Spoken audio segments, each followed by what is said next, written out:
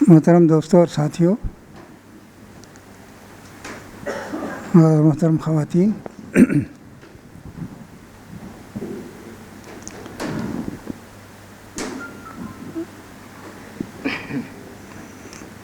اسمبلیوں کے انتخابات بالعموم ہوتے ہی رہتے ہیں، لیکن اب کی بار جو انتخابات ہوئے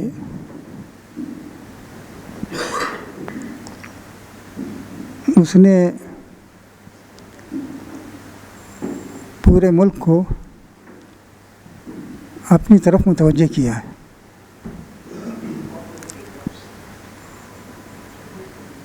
اور ایسا محسوس ہو رہا تھا خاص طور پر یو پی کے الیکشن میں کہ یہ ایک ریاست کا الیکشن نہیں ہے بلکہ پورے ملک کا الیکشن ہے، اور پورا ملک ہی گویا اس کے نتائج کا انتظار کر رہا تھا۔ بلکہ یہ کہنا بھی شاید غلط نہ ہوگا کہ ملک سے باہر بھی اس کے نتائج کا انتظار تھا۔ بہرحال الیکشن ہوا اور اس میں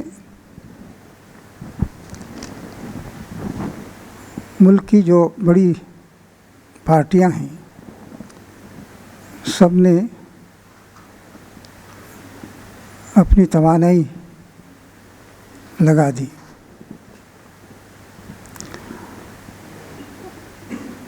اور خاص طور پر بی جے پی کے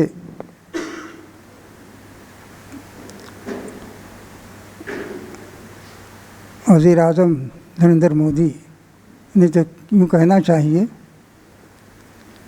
کہ یو پی میں ایک طرح سے ڈیرا ڈال دیا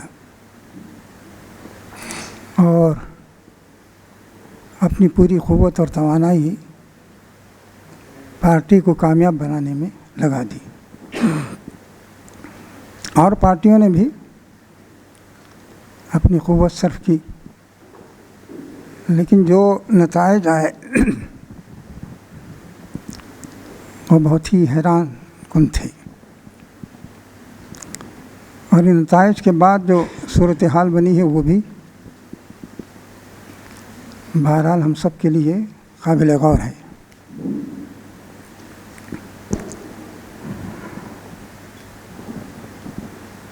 اتر پردیش میں پہلے تو یہ خیال تھا کہ شاید ہنگ اسمبلی بنے گی، لیکن یہ نہیں ہوا، اور کچھ لوگوں کا یہ خیال بھی تھا کہ شاید بی جے پی بڑی پارٹی ہوگی لیکن اسے اکثریت حاصل نہیں ہوگی۔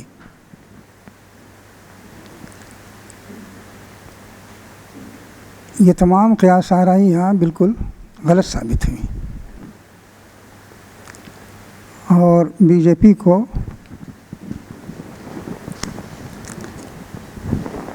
یو پی میں 312 سیٹیں ملیں، جس کی شاید خود بی جے پی کو بھی توقع نہیں تھی۔ اس کے ساتھ ساتھ اتراکھنڈ میں بھی الیکشن ہوا، اس میں بی جے پی اکثریت میں آ گئی، وہاں سوال ہی نہیں پیدا ہوتا،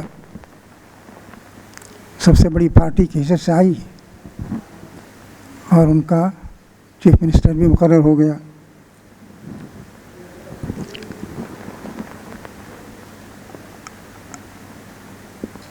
گوا میں اسمبلی کی 40 سیٹیں ہیں، چھوٹی ریاست ہے،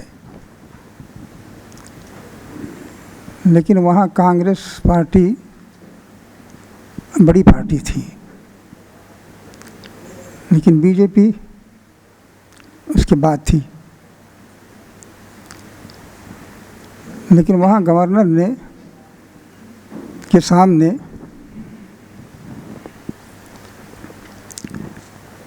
بی جے پی نے یہ دعویٰ کیا کہ اکثریت ہمارے ساتھ ہے، اور اس نے اسے ثابت بھی کر دیا۔ کانگریس اپنی اکثریت ثابت کرنے میں ناکام رہی، بلکہ کانگریس میں اختلافات بھی ہو گئے، کچھ لوگوں نے استعفیٰ بھی دے دیا۔ اسی طرح پنجاب میں تو خیر کانگریس کی حکومت ہو گئی، لیکن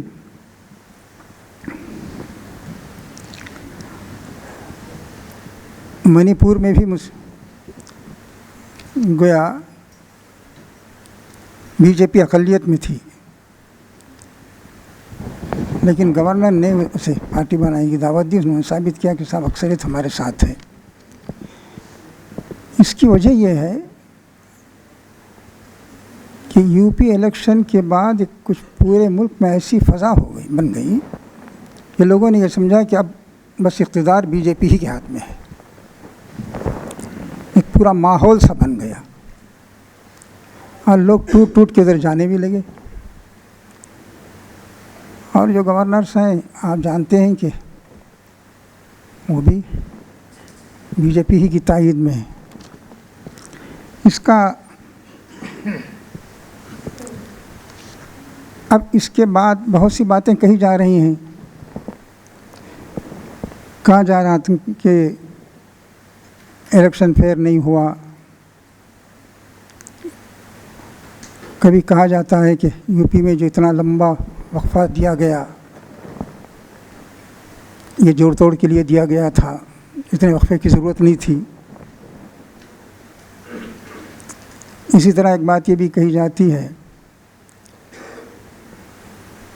کہ اے وی ایم کی جو مشینیں ہیں وہ بی جے پی کے حق میں ہی اس کی رائے آتی تھیں، لیکن الیکشن کمیشن نے ان تمام باتوں کی تردید کر دی ہے، وہ اسے ماننے کے لیے تیار نہیں ہے۔ اس نے کہا کہ اگر ایسی کوئی بات ہے تو اس کا آپ ثبوت دیجئے، ان مقامات پر بھی جہاں یہ مشینیں استعمال نہیں کی گئیں مخالف پارٹیوں کا پرفارمنس اچھا نہیں تھا، اس کا آپ کیا کہیں گے؟ اگر آپ کا خیال یہ ہے کہ ان مشینوں میں خرابی تھی تو جہاں یہ مشینیں استعمال نہیں کی گئیں اس کی تعداد بھی بتائی ہے اس نے کہ وہاں یہ مشینیں استعمال نہیں ہوئی تھیں، لیکن رزلٹ آپ کے حق میں نہیں تھا، وہاں بھی رزلٹ بی جے پی ہی کے حق میں رہا۔ تو بہرحال الیکشن کمیشن نے کسی بھی اعتراض کو تسلیم نہیں کیا ہے۔ اب ہمیں یہ مان لینا چاہیے کہ بہرحال بی جے پی اقتدار میں آ گئی ہے۔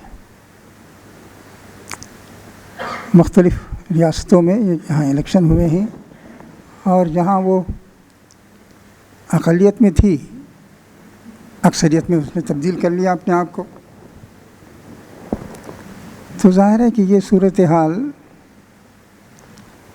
ہم سب کے لیے، خاص طور پر مسلمانوں کے لیے تشویش کی ہے۔ اس کا ایک پہلو یہ بھی ہے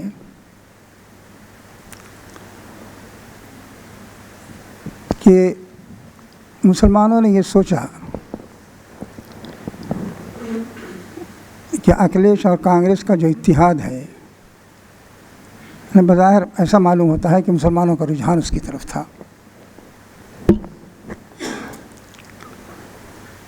اب کتنے ووٹ اس کے حق میں آئے یہ بھی اندازہ ہو جائے گا، معلوم ہو جائے گا،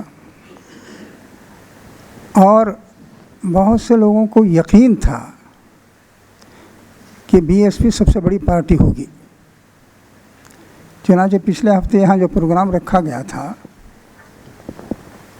اس میں جو صاحب تقریر کرنے کے لیے آنے والے تھے، کیا نام تھا ان کا، انہوں نے کہا کہ صاحب ہمیں تو 100% یقین تھا کہ بی ایس پی آئے گی، لیکن یہ نتائج دیکھنے کے بعد ہمت نہیں ہو رہی ہے کہ میں کیسے عوام کا سامنا کروں۔ اس کا کی خاص بات یہ ہے، بی ایس پی کے حق میں مسلمانوں کی میں سے بعض بڑی شخصیتوں نے بھی اس کی حمایت کا اعلان کیا، اور بہت پہلے سے اعلان کیا، ایسا نہیں کہ عین وقت پہ اعلان کیا ہو۔ بہت سی مسلمانوں کی تنظیمیں ضم ہو گئیں، اس میں اپنے کینڈیڈیٹس کو ہٹا لیا، اور آخر وقت تک مختلف تنظیموں نے بی ایس پی کی حمایت کی کہ صاحب اسی کے حق میں ووٹ دیں گے ہم۔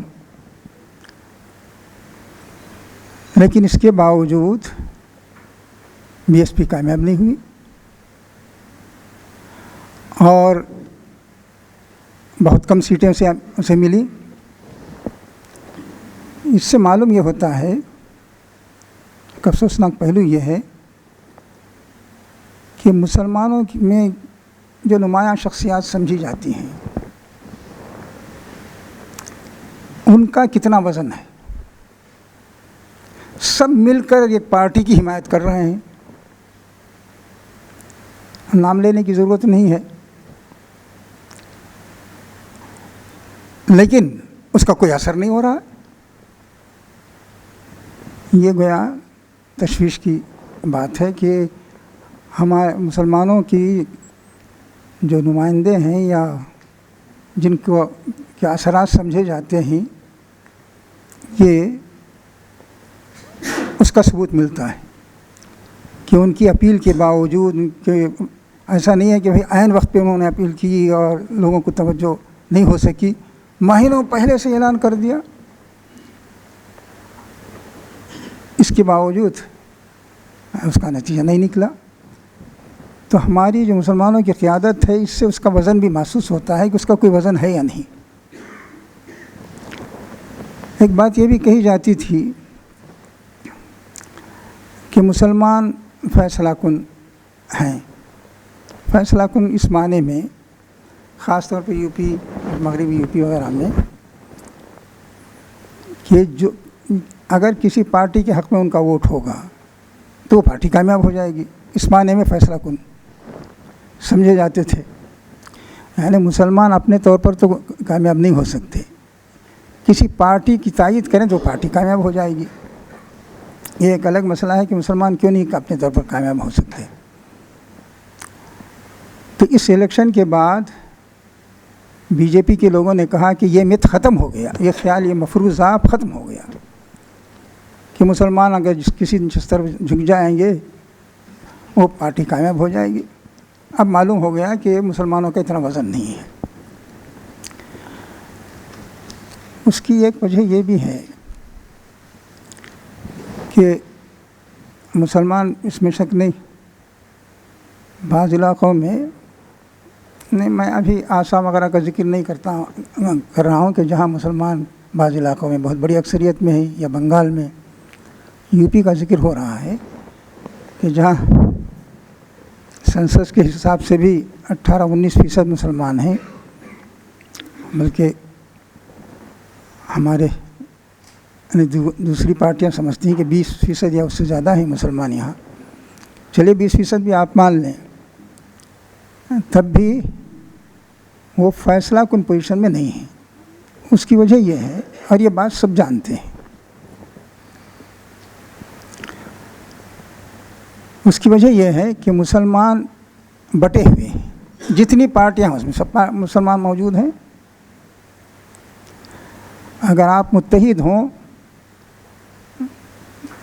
تو پارٹیاں کچھ اہمیت بھی دیں آپ کو، لیکن پارٹیاں بھی جانتی ہیں، میں بات کرتا ہوں کسی پارٹی سے تو جانتی ہے کہ میرے ساتھ مسلمان کتنے ہیں، آپ بات کرتے ہیں تو جانتے ہیں کہ وہ پارٹیاں کہ آپ کے ساتھ کتنے مسلمان ہیں۔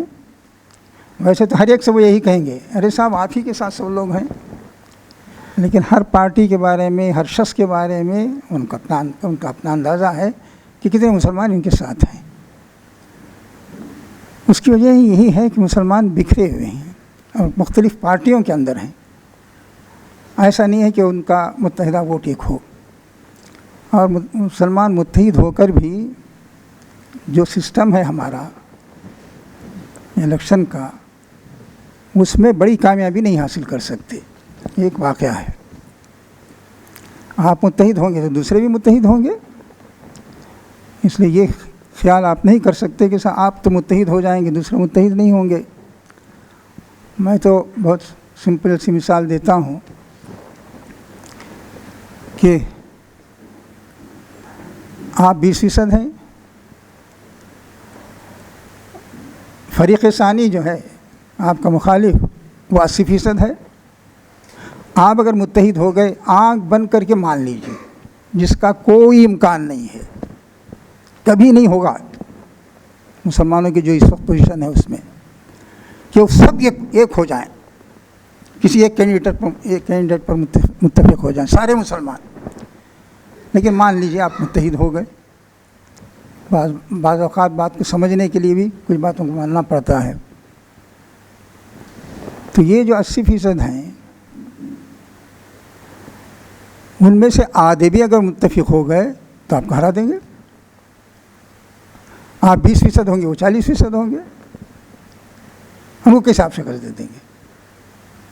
تو اس لیے یہ سوچنا اور تقریروں میں یہ کہنا کہ ہم بادشاہگر ہیں، ہم جسے چاہیں تخت پہ بٹھائیں، جسے چاہے تخت سے اتاریں، یہ سب ہوائی باتیں ہیں۔ اس کا مطلب یہ ہے کہ ہم نے مسائل کو اور سنجیدگی سے نہ دیکھا ہے، نہ سوچا ہے، نہ سمجھا ہے کہ ان مسائل کے بارے میں کیسے غور کرنا چاہیے۔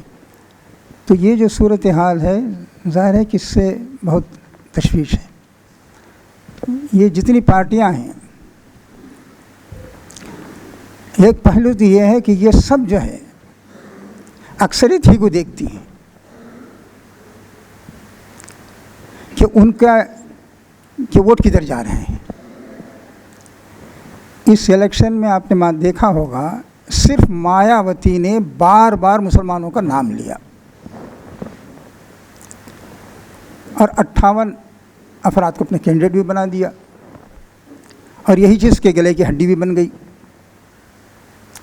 اور کہتی رہی کہ مسلمان اور بی ایس پی کے جو حامی لوگ ہیں تو یہ مل کر حکومت بنا لیں گے، لیکن اس کا الٹا ہی اثر ہوا۔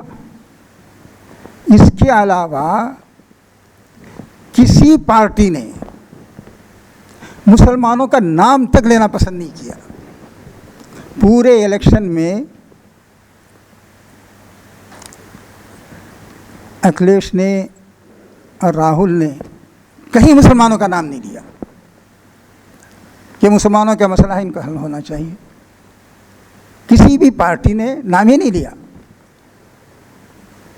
تو آپ یہ کیوں توقع کرتے ہیں، اور آپ جانتے ہیں کہ اس کی وجہ یہی ہے کہ مسلمانوں کا ہم نام لیں گے تو اکثریت کے ووٹ سے ہم محروم ہو جائیں گے۔ ان کے خیال میں ان کے مسائل کا ذکر کریں گے تو لوگ سمجھیں گے کہ ہم ان کے حامی ہیں۔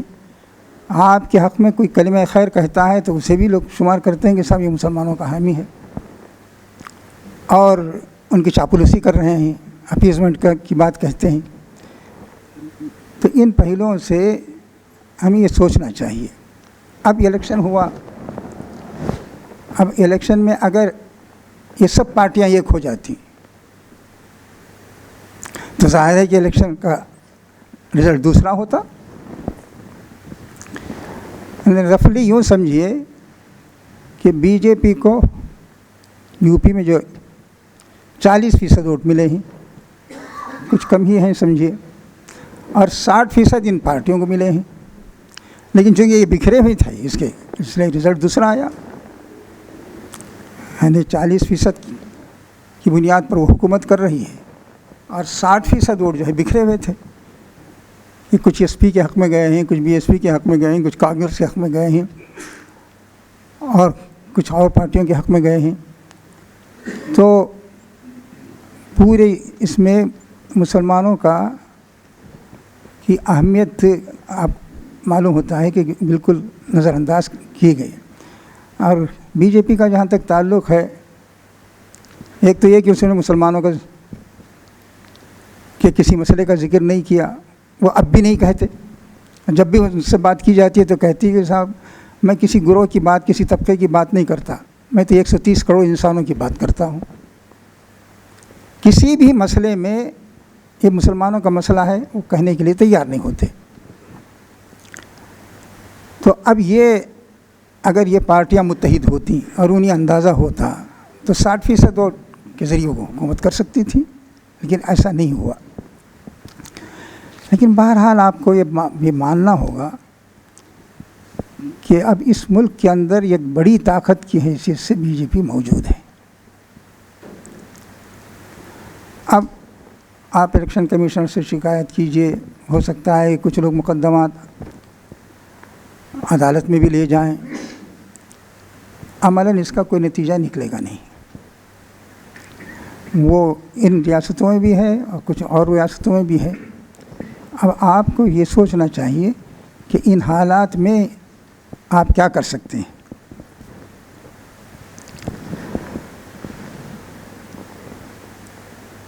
مسلمانوں کی تشویش بالکل فطری ہے کہ وہ یہ سمجھتے ہیں کہ بھئی ایک ایسی طاقت برسر اقتدار آ گئی ہے جو بہرحال ہمارے وجود کو، ہماری تہذیب کو، ہمارے کلچر کو گویا ختم کرنا چاہتی ہے،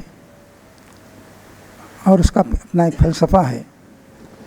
اس کی بنیاد پر وہ اس ملک کی تعمیر چاہتی ہے، اس میں ہمارے لیے کوئی جگہ نہیں ہے. اس لیے ایک طرح کی تشویش ہے اور یہ فطری تشویش بھی ہے. اب ہمیں سوچنا یہ ہے کہ ہمیں کرنا کیا ہے. ایک بات تو یہ دیکھیے کہ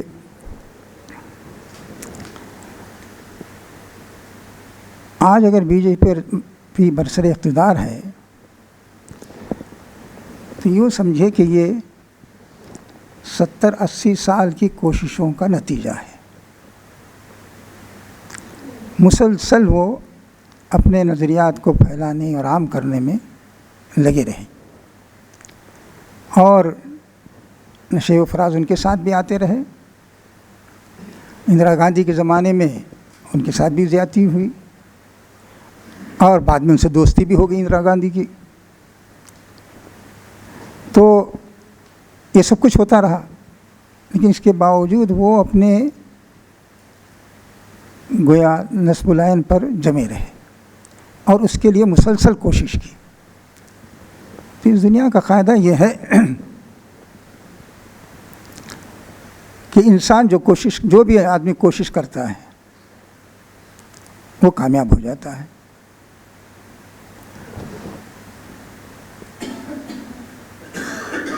مودی صاحب نے اس پہلو سے اپنا تعارف کرایا. ایک تو یہ ہے کہ بہرحال انہوں نے کوشش کی کہ اونچے طبقات کو بھی ساتھ لیں، لیکن خاص طور پر انہوں نے کوشش کی کہ کمزور طبقات کو ساتھ لیں. اور انہوں نے کہا کہ میں بھی غریب آدمی ہوں، نچلے طبقے سے تعلق ہے میرا، تم نے بی ایس پی کا تجربہ کیا، اب میرا بھی تجربہ کرو. اور آپ کو سن کے حیرت ہوگی کہ اس کا اثر ہوا. یعنی یو پی میں جو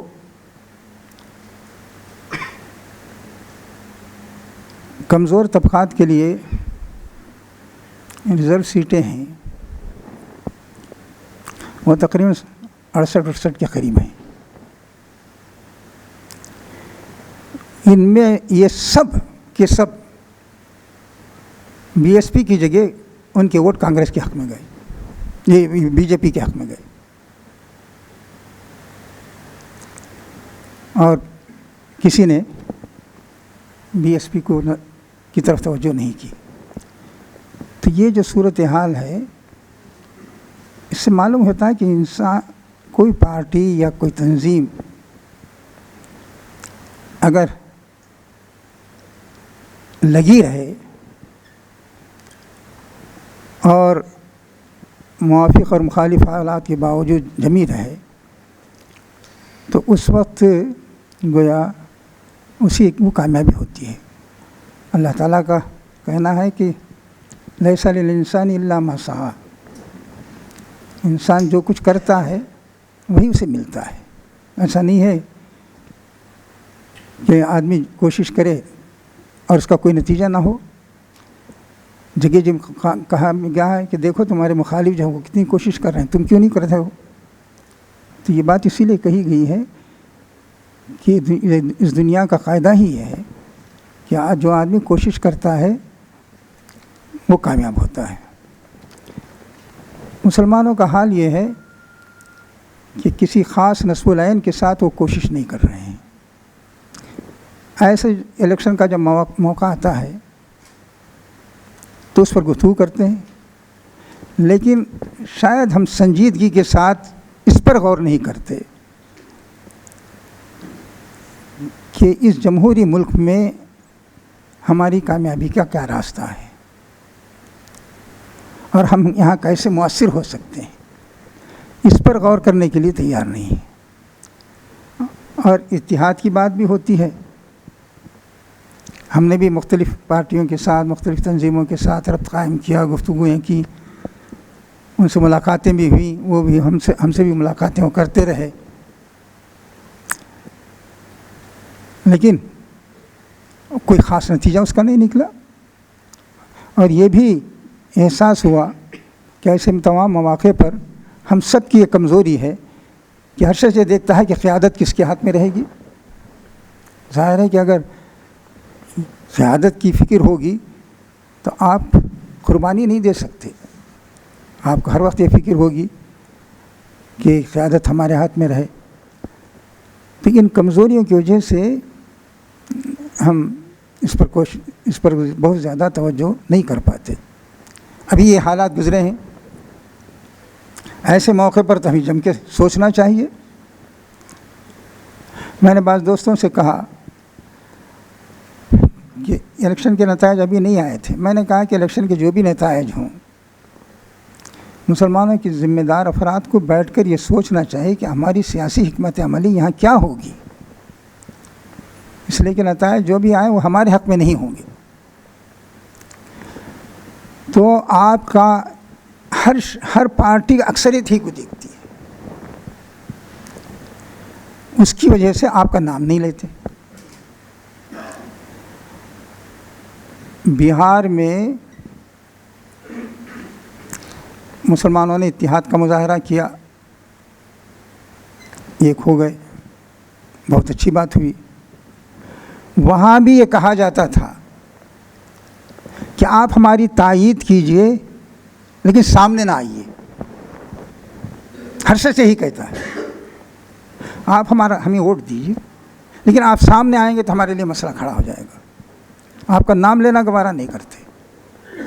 بہار میں بھی یہی کہا گیا کہ آپ ہماری تائید کیجئے، اپنے لوگوں میں بات کہیے، سب کو یہ کیجئے، لیکن اگر آپ کھل کے سامنے آ گئے تو دوسرا فریق فائدہ اٹھائے گا اس سے۔ تو چنانچہ مسلمانوں نے یہی حکمت عملی وہاں اختیار کی کہ سامنے نہیں آئے، لیکن آپ کا سامنے آنا کسی کو بھی گوارا نہیں ہے۔ اور یہاں بھی یہی صورتحال ہے، کوئی پارٹی آپ کا نام لینا تک پسند نہیں کرتی۔ تو اس لیے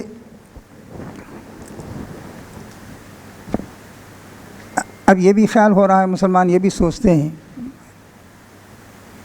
کہ یہاں اب بی جے پی اقتدار میں آ گئی ہے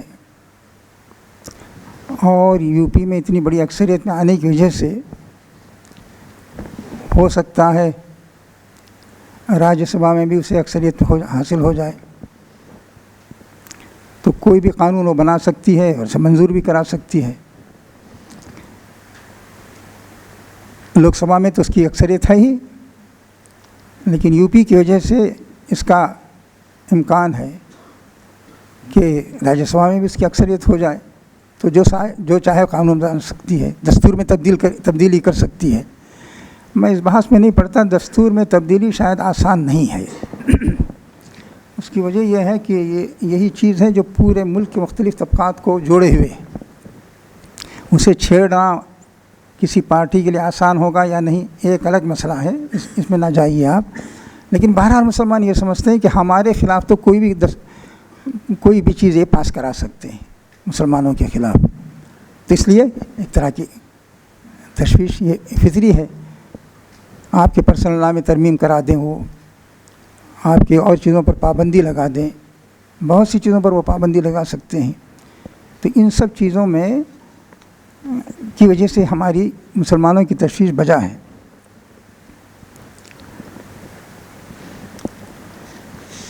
ایک بات تو یہ ہے کہ ہمیں کوشش بہرحال یہ کرنی ہوگی کہ مسلمانوں میں جو انتشار ہے یہ کسی حد تک کم ہو، یعنی جس حد تک بھی کم ہوگا تو بہرحال اگر معلوم ہوگا کسی بھی پارٹی کو کہ آپ متحد ہیں تو آپ سے وہ گفتگو کرنے میں بہرحال اس کا خیال رکھیں گے کہ آپ کے پاس ایک طاقت ہے، لیکن اگر آپ انتشار میں مبتلا ہوں گے تو وہی پوزیشن ہوگی کہ ہر پارٹی سمجھے گی کہ آپ کے پاس کوئی طاقت نہیں ہے، وہ ہر ایک سے یہی کہتی ہیں کہ بھئی آپ کے پاس طاقت ہے، لیکن عوام سب کو معلوم ہے کہ آپ کے پاس طاقت نہیں ہے۔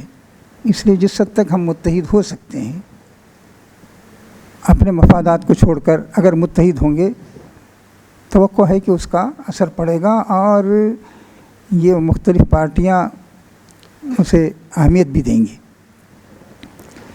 ایک بات تو یہ ہے کہ اب اس کا وقت نہیں ہے کہ ہم ایک دوسرے پر تنقید کریں کہ صاحب فلاں نے یہ غلطی کی، فلاں پارٹی نے یہ غلطی کی اور اس کی وجہ سے مسلمانوں کے ووٹ بڑھ گئے، اور فلاں نے یہ بات جو کہی اس کی وجہ سے لوگ بی جے پی کی طرف چلے گئے۔ اس طرح کی باتوں کا اب کوئی فائدہ نہیں ہے، جو کچھ ہونا تھا ہو چکا۔ ہمیں ان باتوں کو نظر انداز کر کے اپنی بہرحال جو بھی طاقتیں ہیں ہماری ان سب کو یکجا کرنے کی کوشش کرنی ہوگی۔ اگر اس میں پڑ گئے ہم کہ آپ نے غلطی کی، آپ نے غلطی کی، آپ نے غلطی کی، آپ نے فلاں جو تقریر کی اس کا یہ رزلٹ نکلا، اور آپ نے جو تقریر کی اور یہ جو بات کہی اس کا یہ رزلٹ نکلا، اور ایک پارٹی نے تو یہ کہا تھا کہ ہم یہاں کے سی ایم ہوں گے اور وہ کوئی سیٹ ہی نہیں ملی، تو اب یہ سب چیزیں ظاہر ہے کہ بھئی ایک مذاق کا موضوع بن جاتی ہیں۔ اب ان باتوں کو بالکل نظر انداز کر دینا چاہیے ہمیں۔ جو بھی طاقت ہے ہمارے پاس جتنی بھی، وہ اس طاقت کو یکجا کریں اور ان چیزوں کو نظر انداز کر کے کسی کا احتساب کرنے نہ بیٹھیں آپ کہ آپ نے کیا کہا، آپ نے کیا کہا، آپ نے کیا کہا، اور آپ سے یہ غلطی ہوئی، آپ سے یہ غلطی ہوئی۔ اب ان چیزوں کو نظر انداز ہمیں کر دینا چاہیے۔ دیکھیے نبی صلی اللہ علیہ وسلم سے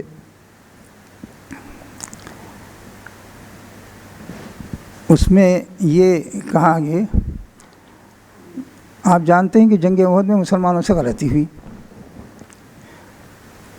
تو جیتی ہوئی بازی شکست میں تبدیل ہو گئی۔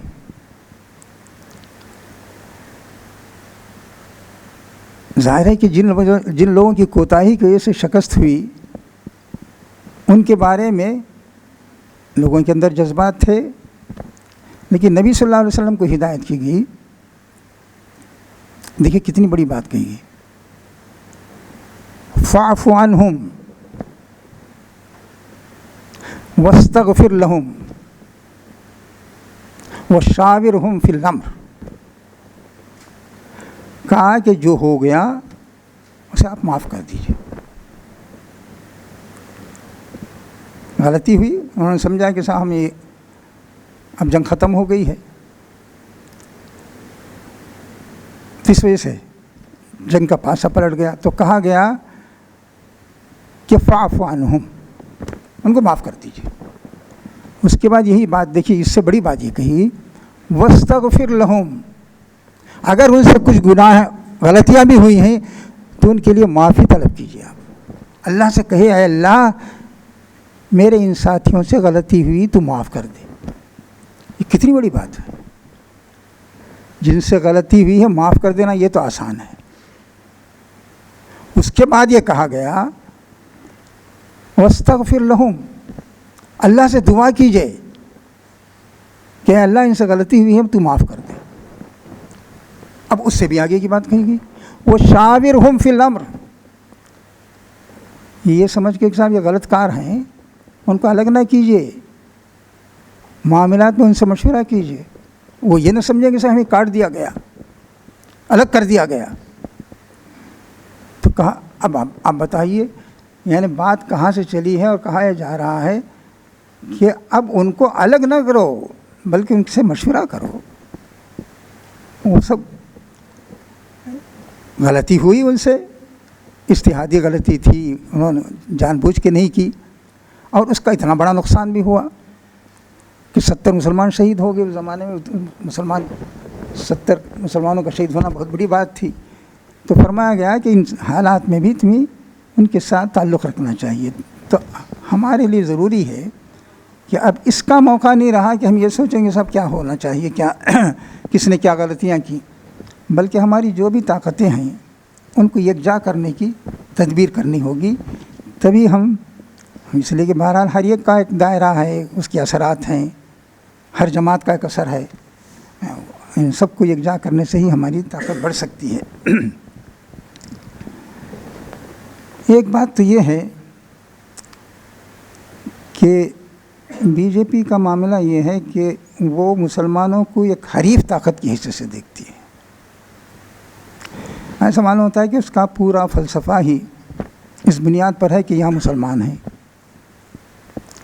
اور وہ ملک ان کا کیا وجود ملک کے لیے ٹھیک نہیں ہے، اور اگر وہ رہیں بھی تو ہمارے کلچر میں ضم ہو جائیں۔ تو یہ جو ان کا احساس ہے وہ ایک حریف طاقت کی حیثیت سے دیکھتے ہیں۔ ایک صاحب نے بہت پہلے لکھا بھی تھا کہ دنیا میں شاید ہندوستان ہی وہ ملک ہے جہاں ایک اقلیت سے اکثریت ڈرتی ہو اور خوف کھاتی ہو کہ یہ ہمارے لیے خطرہ ہے۔ تو اس کے اسباب جو بھی ہوں، بہرحال وہ ایک حریف قوم کی حیثیت سے آپ کو دیکھتے ہیں۔ تو آپ کو بتانا ہوگا کہ آپ ان کے حریف نہیں ہیں، دشمن نہیں ہیں، نہ ان کے دشمن ہیں نہ اس ملک کے دشمن ہیں۔ اور ایک بات یہ بھی ہے کہ آپ کی افادیت اس ملک میں ان کو سمجھ میں نہیں آتی۔ آپ اس ملک میں ہیں، کوئی بھی شخص یہ نہیں کہتا، کسی بھی پارٹی کا آدمی، کہ مسلمان اگر یہاں سے ہٹ گئے یا ختم ہو گئے یا چلے گئے، جانا تو آسان نہیں ہے، کون 20 کروڑ کی آبادی کو کون لے جائے گا، کہاں لے جائے گا۔ تو ایک ضمن مذاق کے طور پر میں کہہ رہا ہوں، پاکستان میں ایک جگہ تقریر کر رہا تھا تو ایک نوجوان نے مجھ سے کہا کہ صاحب وہاں کے حالات ایسے ہیں کہ آپ کو پاکستان منتقل ہو جانا چاہیے۔ میں نے کہا کہ بھئی اچھا مشورہ ہے تمہارا، لیکن اگر ہم منتقل ہوں گے تو یہ سوچ لو کہ تمہارے یہاں کھڑے ہونے کی بھی جگہ ہے یا نہیں۔ 20 کروڑ اگر منتقل ہوں گے تو مجھے یہ بتاؤ کہ تمہارے یہاں کھڑے ہونے کی بھی جگہ ہے۔ تو ظاہر ہے کہ وہ نوجوان تھا، اس کی سمجھ میں یہی بات آئی۔ تو خیر یہ تو الگ مذاق میں نے ایک بات کہہ دی۔ تو آپ کی کوئی افادیت نہیں محسوس کی جاتی ہے کہ کہیں کہ صاحب اگر مسلمان یہاں سے چلے جائیں گے تو اتنے سائنٹسٹ چلے جائیں گے، اتنے فلاسفر چلے جائیں گے، اتنے ہسٹورینس چلے جائیں گے، اتنے انجینئر چلے جائیں گے، اس ملک کا نظام کیسے چلے گا، اور سیاست میں ایسے یہ لوگ موجود ہیں، پھر ایسی سیاست کرنے والے کہاں سے ملیں گے ہمیں۔ کوئی افادیت آپ کی محسوس نہیں کرتی۔ صرف بی جے پی ہی نہیں، کوئی بھی طبقہ ملک میں آپ کی افادیت نہیں محسوس کرتا۔ جو آپ کی حمایت میں کہتے ہیں وہ یہ کہتے ہیں کہ وہ یہاں کے باشندے ہیں، ان کو یہاں رہنے کا حق ہے، دستور نے ان کو حق دیا ہے، رہنے دو۔ کوئی یہ شخص یہ نہیں کہتا کہ صاحب ان کے جانے کی وجہ سے ملک کو کوئی بڑا نقصان ہو جائے گا۔ آپ نے کسی بھی وجہ سے یہ مقام حاصل نہیں کیا، اب اس کے اسباب ہیں، اس پر غور کیجئے آپ. حکومتوں پر بھی آپ الزام لگائیں گے، اپنے آپ پر کا بھی جائزہ لیجئے کہ آپ اس پوزیشن میں نہیں رہے کہ ملک یہ سمجھے کہ ان کے جانے کے بعد کیا ہوگا، یہ ملک کیسے چلے گا. یعنی جس طرح 2% یہودیوں کے بارے میں امریکہ سوچتا ہے، اس طرح یہاں سوچنے کی پوزیشن میں یہ نہیں ہے کہ یہ ان کے جانے کے بعد ایسے بڑے بڑے فلاسفرز کہاں سے پیدا ہوں گے، ایسے کیسے تھنکرز کہاں سے پیدا ہو جائیں گے، ایسے بڑے محققین کہاں سے پیدا ہو جائیں گے، اور اتنے بڑے کام کرنے والے کہاں سے پیدا ہو جائیں گے. یہ خیال نہیں ہے. آپ سے ہمدردی رکھنے والے بھی صرف یہ کہتے ہیں کہ بھئی ملک میں یہاں پیدا ہوئے، یہیں رہ رہے ہیں، دستوری لحاظ سے ان کو حق حاصل ہے، تو کیوں ان کے پیچھے پڑے ہوئے ہو. یہ خیر کوئی بھی یہ نہیں کہتا کہ صاحب ان کے جانے سے بڑا نقصان ہو جائے گا، یہ 20 کروڑ چلے جائیں گے تو ملک چلے گا کیسے، یہ کہنے والا کوئی نہیں ہے. اس پوزیشن میں آپ کیا بات کریں گے کسی سے. یہ ظاہر ہے کہ ایک لمبا کام ہے جس میں آپ کو سوچنا ہوگا کہ کیسے آپ اس پوزیشن میں آئیں گے کہ لوگ آپ کی افادیت محسوس کریں. تو اس صورتحال میں آپ ایک طرح کی بے بسی اور بے کسی کی تصویر میں رہتے ہیں ان کے سامنے. پھر یہ ہے کہ ہمارے ہر معاملے میں ہم جذباتیت کا جو مظاہرہ کرتے ہیں وہ بھی صحیح نہیں ہے، بلکہ اس بہت سنجیدگی کے ساتھ ہمیں اس پر غور کرنا چاہیے. ایک بات تو یہ ہے کہ دیکھیے حالات ہر طرح کے آتے ہیں، آئیں گے، آئندہ بھی آئیں گے، لیکن ان حالات میں بھی آپ کو جرأت اور ہمت کا مظاہرہ کرنا ہوگا. اور اگر آپ نے جرأت کھو دی، ہمت کھو دی، ڈگیں ڈال دیں تو پھر کامیاب نہیں ہو سکتے. جرأت اور ہمت ہی سے آپ حالات کا مقابلہ کر سکتے ہیں. جنگ احد میں مسلمانوں کی شکست ہو گئی. اب قرآن نے ان سے کہا انتم الاعلون ان کنتم مومنین. ارے کیا سمجھ رہے ہو، تم ہی سربلند رہو گے. قرآن نے ان کی کمزوریوں کی بھی نشاندہی کی، سورہ آل عمران میں آپ تفصیل سے دیکھیں گے. لیکن اس کے ساتھ ساتھ کہا تم ہی سربلند رہو گے اگر تمہارے اندر ایمان ہے، اگر خدا پر یقین ہے، بھروسہ ہے، تو تمہیں کوئی دبا نہیں سکتا، تمہیں زیر نہیں کر سکتا. تم سربلند ہونے کے لیے آئے ہو، سربلند رہو گے. تو یہ جرأت اور ہمت اگر آدمی پیدا کرے اور یہ سمجھے کہ صاحب یہ حالات آتے ہی ہیں، ہم اس کا ہمت کے ساتھ مقابلہ کریں گے. جب قرآن یہ کہتا ہے کہ صاحب یہ اگر تم ایمان اگر تمہارے اندر ہے، خدا پر بھروسہ ہے، تو تمہیں کون شکست دے گا؟ کوئی نہیں دے سکتا. اسی طرح قرآن نے کہا کہ بھئی دیکھو تمہارے سامنے جو لوگ آئے ہیں، کیا ان کو تکلیف نہیں پہنچی؟ ان کو بھی تو تکلیف پہنچی تھی، لیکن تکلیف پہنچنے کے بعد وہ ہمت ہار کے نہیں بیٹھ گئے. اور تم ہی تکلیف پہنچے تو تم ہمت ہار کے بیٹھ جاؤ. یہ یمسسکم قرح فقد مس القوم قرح مثلہ. تمہیں اگر تکلیف پہنچی ہے تو ان کو بھی تو تکلیف پہنچی تھی. اس سے پہلے ان کے بھی لوگ شہید ہوئے تھے، مارے گئے تھے، لیکن اس کے باوجود وہ آ گئے میدان میں، تو تم کیوں پیچھے ہٹ رہے ہو؟ تو اس کا مطلب یہ ہے کہ حالات کا مقابلہ جرأت اور ہمت کے ساتھ ہی کرنا ہوگا آپ کو. تو اور حوصلہ پیدا کیجیے اپنے اندر کہ ہم ان حالات میں بھی اپنے نظریات پر، اپنے اصول پر قائم رہیں گے، اور جس حصے پر آپ عمل کر سکتے ہیں دین کے، اس پر لازماً عمل کیجیے.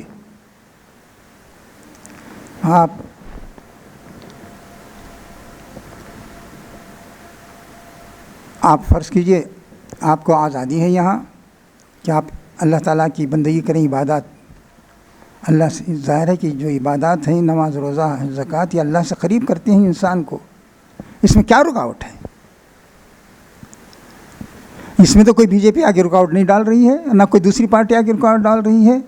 یہ تو ہماری کمزوری ہے کہ جو ایمان کی پہچان ہے، جو نماز اور زکوٰۃ ایمان کی پہچان ہے، قرآن نے کہا کہ اگر تمہارا دشمن بھی اگر نماز قائم کرے، زکوٰۃ دینے لگے تو وہ تمہارا دوست ہے. فَإِن تَابُوا وَأَقَامُوا الصَّلَاةَ وَآتَوُا الزَّكَاةَ فَإِخْوَانُكُمْ فِي الدِّينِ، وہ تمہارا بھائی ہے وہ. تو یہ ایسی صورت میں کیا رکاوٹ ہے کہ ہم اس پر عمل کریں؟ ایسے ہی آپ پرسنل لا کا بہت ذکر کرتے ہیں، چرچا کرتے ہیں، تو جن چیزوں پر آپ عمل کر سکتے ہیں اس پر عمل کیجئے. وہ تو قانون اس وقت کام کرے گا جب کہ کوئی شخص اس کے خلاف جائے، لیکن اگر کوئی نہیں جاتا ہے، فرض کیجئے آپ کا نکاح، طلاق، خلا اور مہر کا مسئلہ ہے، وراثت کا مسئلہ ہے، آپ اپنے طریقے کے مطابق عمل کرتے ہیں اور مطمئن ہیں، تو کوئی اس میں رکاوٹ نہیں ڈال سکتا. اس وقت جائے رکاوٹ ڈالے گا جب کہ کوئی شخص عدالت میں جائے اور کہے کہ صاحب یہ اس پر عمل ہو رہا ہے، اس سے روکیے. لیکن اگر آپ مطمئن ہیں، اس پر عمل کر رہے ہیں، تو کوئی رکاوٹ نہیں ہے. تو دین کے جس حصے پر آپ عمل کر رہے ہیں اس پر عمل کیجیے، اور اللہ تعالیٰ سے دعا کیجیے کہ جو رکاوٹیں ہیں وہ دور ہوتی رہیں، کہ اللہ جس حصے پر ہم عمل کر سکتے ہیں عمل کر رہے ہیں، اور جس حصے پر عمل نہیں کر سکتے اس میں تو ہماری مدد فرما. تو یہ ضروری ہے کہ ہم جس حصے پر دین کے عمل کر سکتے ہیں کریں. ایک بات یہ بھی ہے، دیکھیے کہیں بہت سی، اب تو کئی ریاستوں میں حکومت ہے، اب اس کا بھی کوئی امکان نہیں ہے کہ یو پی میں جو حکومت اب بن گئی ہے اور وزیر اعلیٰ کا اعلان بھی ہو گیا ہے، تو کوئی مسلمان وزیر ہو، اس کا کوئی امکان ہی نہیں ہے بظاہر. اور کوئی آیا بھی نہیں اسمبلی کا ممبر ہو کے، نہ انہوں نے کسی کو ٹکٹ دیا. تو ایسی صورت میں ظاہر ہے کہ آپ کا کئی ریاستوں میں ان کی حکومت ہے، صرف ایک مدھیہ پردیش میں ایک مسلمان وزیر ہے، باقی کہیں کوئی مسلمان وزیر بھی نہیں ہے.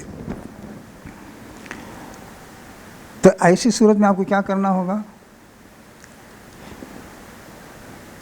ہم نے دیکھا کرناٹک میں بی جے پی کی بھی حکومت رہی، اور اس وقت تو کانگریس کی حکومت ہے، اس سے پہلے بی جے پی کی تھی. لیکن کرناٹک کے مسلمانوں نے اس کا کوئی اثر نہیں قبول کیا، بلکہ وہ جاری ہے، ان کا کام جاری رہا.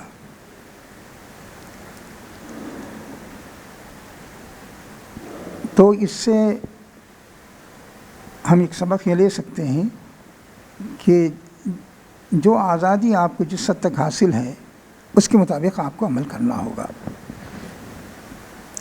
دوسری بات یہ ہے کہ تجربہ یہ بتاتا ہے کہ آپ اگر ان سے روابط قائم کریں اور ان سے بات کریں اور آپ کے کاموں کی وہ افادیت محسوس کریں کہ بھی جو کام آپ کر رہے ہیں یہ ملک کی بھلائی کا ہے، دوسروں کی بھلائی کا ہے، تو ان کی مخالفت میں کمی آتی ہے. اس کا بڑا اچھا تجربہ مہاراشٹر میں جماعت کو ہوا ہے. جانتے ہیں آپ شیو سینا اور بی جے پی کی وہاں حکومت ہے ہی. شیو سینا تو بی جے پی سے زیادہ سخت ہے، لیکن امیر حلقہ مہاراشٹر کا تجربہ یہ ہے کہ ہم نے جب بتایا کہ ہمارے یہ پروگرام ہیں تو انہوں نے تائید کی کہ صاحب یہ پروگرام ہے تو ہونا چاہیے، اور بعض اس میں ان کی شرکت بھی رہی. تو اس لیے بجائے اس کے کہ ہم ان سے الگ تھلگ ہونے کا رویہ اختیار کریں، ان سے بات چیت بھی کرنی چاہیے. اور ایک بات یہ بھی ذہن میں رہے آپ کی حیثیت اس ملک میں داعی امت کی ہے، یعنی داعی امت سے مراد یہ ہے کہ آپ دوسروں کو دعوت دینے والے ہیں اللہ کے دین کی. تو آپ کی یہ حیثیت بہرحال باقی رہنی چاہیے. دشمن ہو یا دوست، سب تک اللہ کا پیغام پہنچانے کی کوشش کیجیے، اس کے لیے راستے نکالیے اور اسے بتائیے کہ بھئی یہ اللہ کا دین ہے، ہم اس پر عمل کر رہے ہیں، آپ بھی اس پر غور کیجیے، ورنہ آپ ظاہر ہے کہ اس معاملے میں کوتاہ ہوں گے.